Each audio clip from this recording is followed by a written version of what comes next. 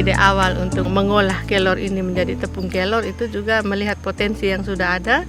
Kemudian kami kaitkan dengan program pemerintah Provinsi NTT yang berusaha untuk penanggulangan gizi balita, ibu hamil, ibu menyusui melalui potensi lokal sekaligus pemberdayaan ekonomi keluarga. Kalau mau luasan sebenarnya ini pekarangan rumah ya, tapi rata-rata penduduk di sini itu menanam tanaman kelor itu di pekarangan rumah sebagai pagar, di kebun sebagai pagar, di mana saja bisa ditanam, atau kelor sendiri kalaupun di bijinya jatuh di mana dia langsung tumbuh di situ. Seperti itu. Jadi tidak harus menanam secara perkebunan khusus, tetapi di kebun-kebun sudah ada dengan sendirinya.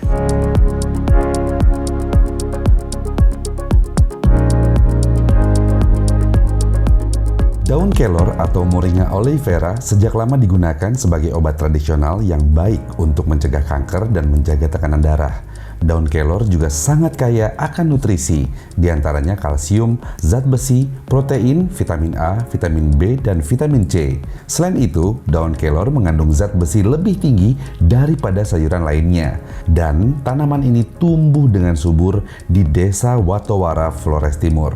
Kondisi-kondisi tersebut akhirnya menjadi latar belakang terbentuknya rumah produksi Motong. Motong adalah sebuah wadah untuk membangun satu usaha ekonomi berbasis komoditi lokal. Dengan kata lain, menangani pasca panen komoditi petani untuk mendapatkan nilai lebih agar petani diuntungkan. Dengan salah satu tujuan untuk memberikan sumber pendapatan lain kepada petani, Motong berhasil membuktikan bahwa daun kelor yang selama ini hanya dimanfaatkan sebagai sayur juga dapat menjadi campuran pada berbagai makanan olahan lainnya serta minuman teh.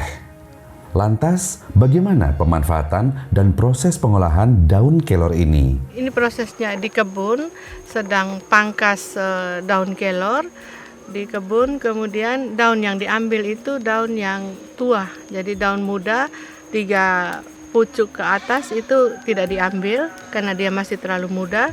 Terus daun-daun kuning juga langsung disortir memang, sehingga kita sungguh-sungguh hanya mengambil daun yang hijau. Dahulu sebelum rumah kelor ada, daun kelor tidak memiliki nilai uang. Tapi setelah ada rumah produksi, daun kelor dihargai. Dari sini, setelah ini kita koru. Koru itu melepaskan daun-daun dari tangkainya, kemudian baru dibawa ke rumah produksi. Nah, daun kelor segar ini rumah produksi membeli daun kelor segar dari petani. Setiap keluarga di desa ini dan di desa-desa di pinggiran utara ini rata-rata memiliki tanaman ini, karena memang ini tanaman ajaib yang sayurnya paling gampang ya. Kelor sendiri dia mengandung hampir seluruh unsur-unsur gizi yang dibutuhkan oleh tubuh, itu lengkap ya. Sehingga itu tadi pemerintah mengambilnya sebagai tanaman ajaib untuk program penanggulangan gizi buruk di NTT.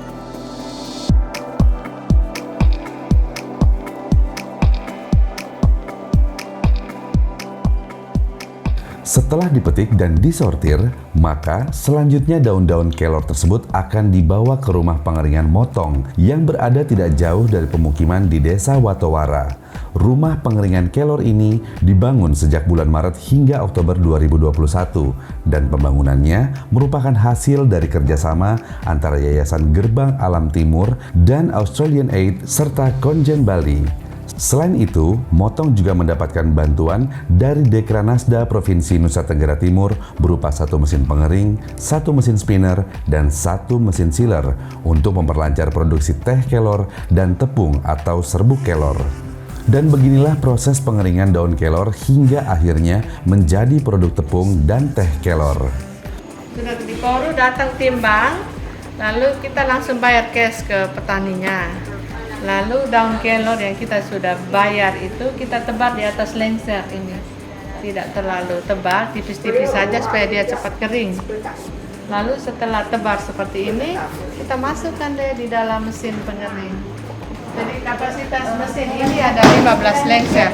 Jadi ada 2 mesin pengering. Jadi ini pengunci nutrisinya. Jadi ketika suhunya lebih 40 dia akan turun dengan sendirinya. Lalu selama 24 jam proses pengeringan, lalu dia kering betul, itu kadar airnya 5%. dengan kadar air 5%, kita bisa menyimpan lama daun kelor kering ini bisa sampai dengan 6 bulan.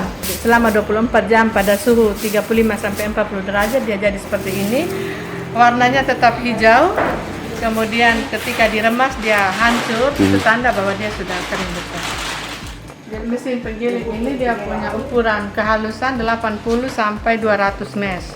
Jadi yang 80 mesh itu untuk teh, dijadikan teh, sedangkan 200 mesh itu untuk tepung kelor. Teh kita kemudian masukkan di kantung teh untuk jadi teh celup. Tepungnya kita langsung konsumsi, bisa dicampur dengan aneka bahan makanan yang lain. Dengan adanya program Gubernur NTT, Victor Bungti Lulaiskodat, kelorisasi untuk gizi dan ekonomi, saat ini Motong pun semakin berkembang sebagai salah satu UKM yang memproduksi teh dan tepung kelor bagi program penanggulangan stunting dan gizi buruk di NTT. Tidak hanya itu, Motong juga akan mengembangkan produk lainnya seperti motong kacang mete, motong kacang tanah, keripik motong ubi, keripik motong pisang, dan lain sebagainya. Semua hal tersebut adalah bentuk pasca panen komoditi petani yang sudah ada. Kehadiran Motong diharapkan dapat memberikan manfaat bagi petani dan turut menyehatkan bangsa melalui khasiat daun kelor.